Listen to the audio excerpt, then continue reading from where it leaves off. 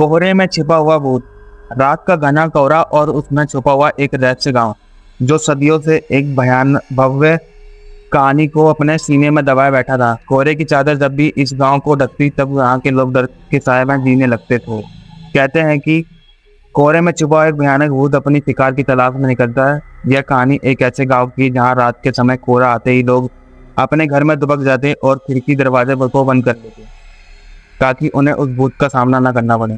यह कहानी बिहार के सुदूर गांव रामपुर की है। यह गांव पहाड़ों और घने जंगलों के बीच बसा हुआ था। दिन में यहाँ किसी आम गांव जैसे नहीं दिखता था, लेकिन रात के समय जब कोहरा छा जाता तब गांव का माहौल बदल जाता।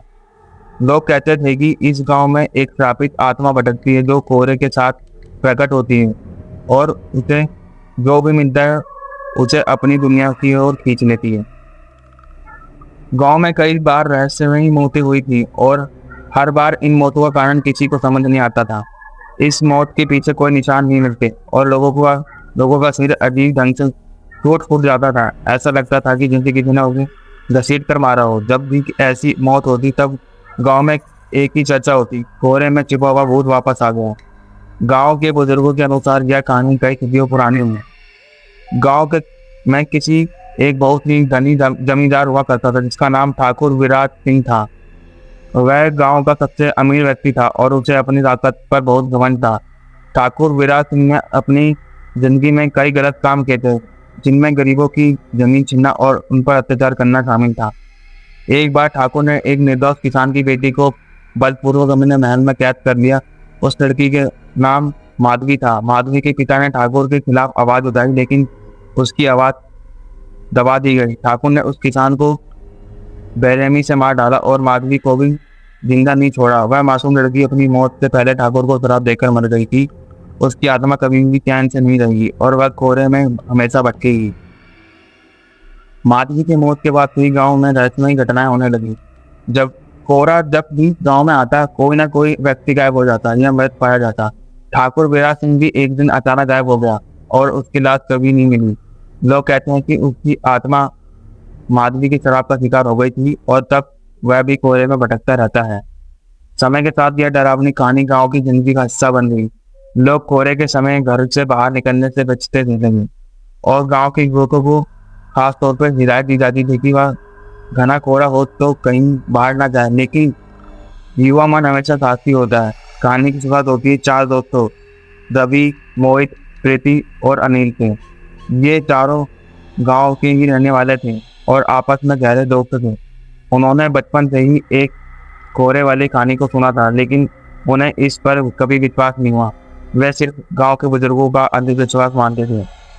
एक दिन सर्दियों का मौसम था और गांव के चारों ओर घना कोहरा छाया हुआ था। चारों दोस्त अपने घर के बाहर बैठकर चाय पी रहे थे और हंसी मजाक कर रहे थे। तभी मोहित ने कहा, इस कोहरे में भूत की कहानियां बहुत सुनी हैं, लेकिन कभी देखा नहीं।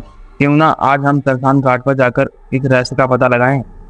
रवि ने भी तुरंत उसकी बात का समर्थन किया। प्रीति और अनिल ने उन पहले तो मना किया, लेकिन जब बाकी दो दोस्त तैयार हो गए तो वह भी मान गए।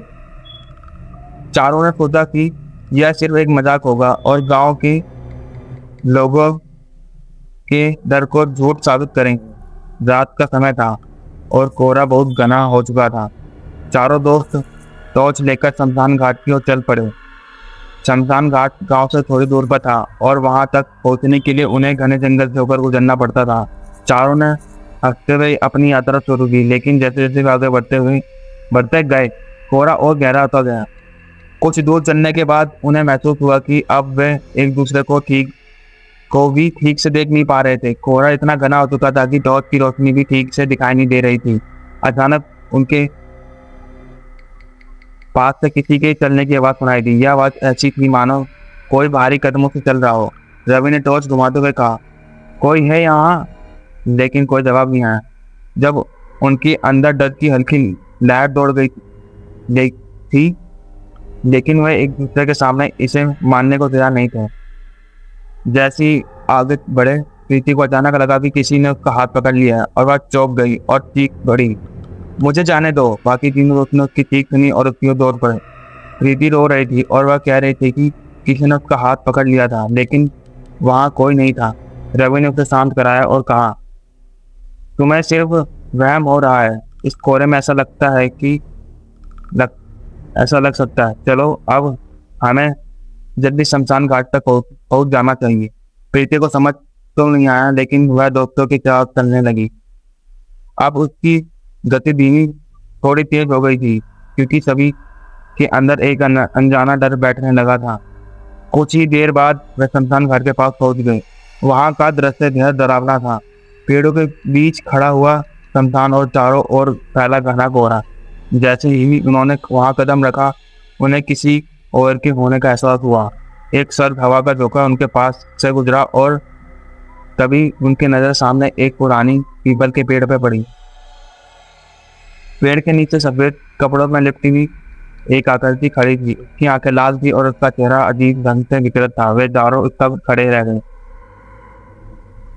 उनके पैर जड़ हो गए थे और वे हिल भी नहीं पा रहे थे। वह आकृति धीरे धीरे उनकी ओर बढ़ने लगी। अनिल ने घबराते हुए कहा, ये वही भूत है, हमें यहाँ से भागना चाहिए। बाकी तीनों दोस्तों ने भी उसकी बात मानी और वे वहां से दौड़ पड़े। लेकिन कोहरा इतना घना था कि उन्हें कुछ समझ नहीं आ रहा था कि किस दिशा में जाना है। भागते भागते चारों दोस्त अलग अलग दिशाओं में चले गए। कोहरे में उन्हें एक दूसरे से अलग कर दिया।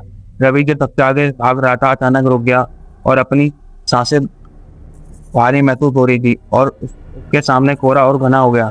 अचानक उसकी आंखों के सामने वही सफेद आकृति आ गई। वह अब रवि के पास बहुत करीब थी। रवि ने चीखने की कोशिश की, लेकिन उसकी आवाज गले में ही अटक गई। उसकी आंखों के सामने वह आकृति मुस्कुरा रही थी, लेकिन वह मुस्कान किसी इंसान की नहीं बल्कि एक शैतानी हंसी की तरह लग रही थी। रवि के शरीर ने धीरे धीरे काम करना बंद कर दिया और वह वहीं बेहोश होकर जमीन पर गिर पड़ा। इसी बीच प्रीति, मोहन और अनिल भी अलग अलग दिशाओं में भागे थे। प्रीति ने एक पुराने मंदिर की ओर भागने का रास्ता चुना। उसे लगता था कि मंदिर में वहां सुरक्षित रहेगी, लेकिन जैसे ही उसने मंदिर के दरवाजे को धक्का दिया, दरवाजा अंदर से बंद हो गया। प्रीति ने जोर से खटखटाया, लेकिन कोई उत्तर नहीं आया। पीछे मुड़ते उसने देखा कि वही आकृति अब उसके सामने खड़ी थी।